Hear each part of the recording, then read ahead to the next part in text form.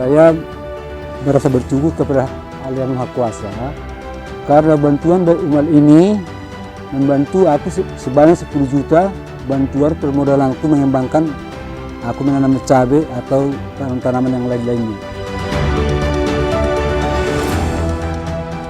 Saya mengucapkan banyak terima kasih kepada baik umat Mujaki, baik umat Aceh yang telah membantu permodalan saya.